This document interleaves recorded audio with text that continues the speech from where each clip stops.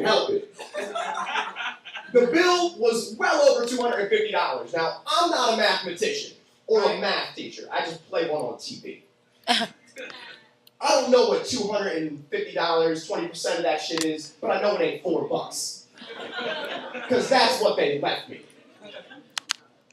Now listen, guys, I'm the type of person, I'm happy-go-lucky. I just started joking about it with all the other servers. I walk in the back and I'm like, hey guys, what's the difference between Jews and canoes?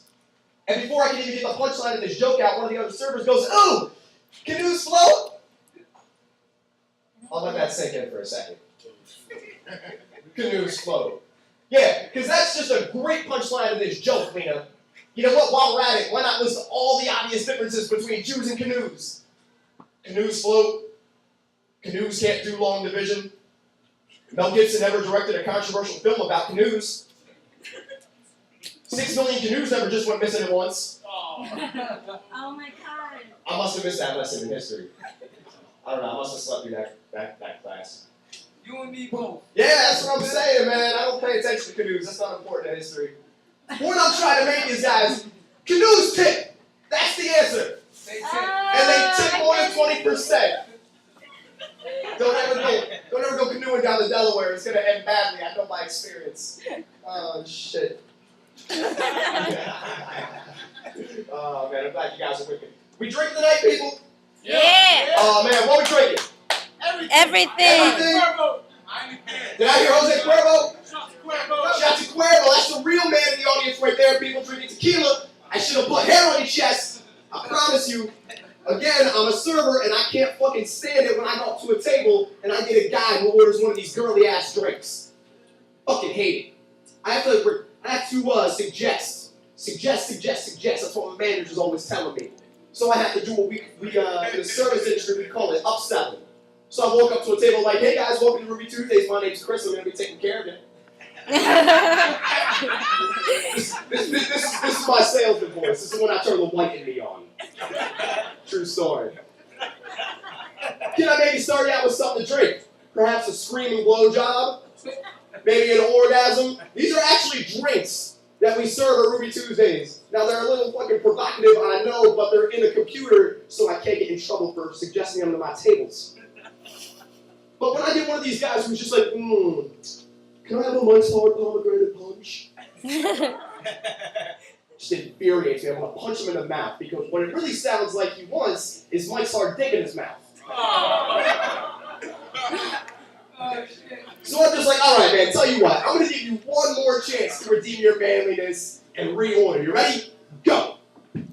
Some guy kind of put me on the spot here. Can I have no duels? Oh, a non-alcoholic beer. Would you like your beer with or without a tampon wedge, sir? Oh, jeez. I'm just curious. I'm bringing you a rum and coke, and I hope your fucking balls drop between now and when I come back to take your order. You fucking pussy. These are just the things I think when I'm serving the public, guys. This is you I'm talking about. Maybe, maybe not. Definitely not the gentleman who drinks tequila. Because he's good people in my book. That's my drink right there. I only go shots of PH Patron all day. That shit gets expensive, though. It really does. 2 shots of Patron the other night when I went out to the bar, $20. Fucking absurd. Never doing that shit again. Just stick to house tequila, people. It's my advice. The worst part of my job, though, is when I got to do these fucking special occasion announcements. You know what I mean? I also work at a Texas Roadhouse when I'm staying at home. And I fucking hate when I get tables that aren't even mine. They come up to me and they're like, ooh, waiter, could you bring the saddle over? Yeah, why? What's up? Brayson just really wants to get on the saddle. Okay, give me 1 minute. Now we need to go and round up clappers for these people that I don't even fucking care about. So I gotta go in the back. Hey guys, can I get some clappers, please?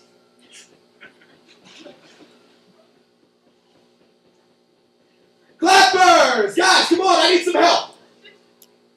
ChrisWhitehair needs to clap, guys. Who's gonna give it to him? Lowy, I gave you the clap no more than 15 minutes ago. Can you fucking help me out, please? Jesus Christ. This process is always like pulling teeth, and I don't know why I'm always so helpful with other people. So I finally round up 3 people who are just so unwilling to clap, and it's always so lackluster when we go over to Bryson's table. Just...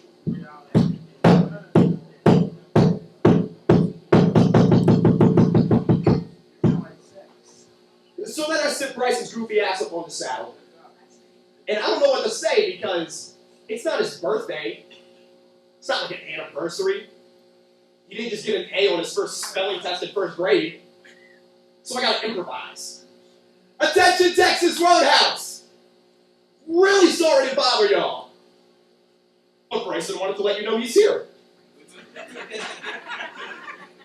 Why? Because he's 35 and way too excited to be in a Texas Roadhouse. So on the count of 3, maybe give him a great big Texas yeehaw and forget this ever happened. 1, 2, 3. Yeehaw! At least someone gives a fuck about Bryson, because I know I don't. I'm just sitting there resenting him the entire time because I need to sell my soul for a goddamn stranger. It's the fucking worst, guys. Don't ever. Just avoid the service industry. I may or may not just spill water on myself. That's neither here nor there. Hey, man, if you can't tell, I can't tell. I don't know the fuck right now. It's only water. I don't know. I ain't the Wicked Witch of the West. You see, now, I like my job, though, because it's something I can handle. You know what I mean? I couldn't do something like be a doctor, because I am just awful at breaking devastating news to people in a delicate manner. Like, I would never be able to tell a family that one of their loved ones is about to die. You know what I mean?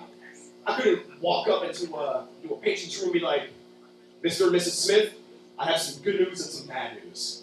Which would you like first? Give me the good news. The good news is, I just saved a bunch of car insurance, or I just saved a bunch of money on my car insurance, so I switched to Geico. Bad news is your son is dead. Oh, Yeah. that's not good. I mean, that's one extra mouth to feed, or one less mouth to feed, I should say, in your house. And you got all that money coming in from switching to Geico. That's good, but y'all do have one more funeral to pay for. Yeah, you see how awkward that just got? I would never be a good doctor. I couldn't do it. I couldn't do it. Anybody ever seen this show, True Life, on MTV? Yeah. Yeah. I was watching this show earlier today while I was doing some homework, and this particular episode I was watching was True Life, I'm Addicted to Porn. I got $1 million. Wow. Wow is right.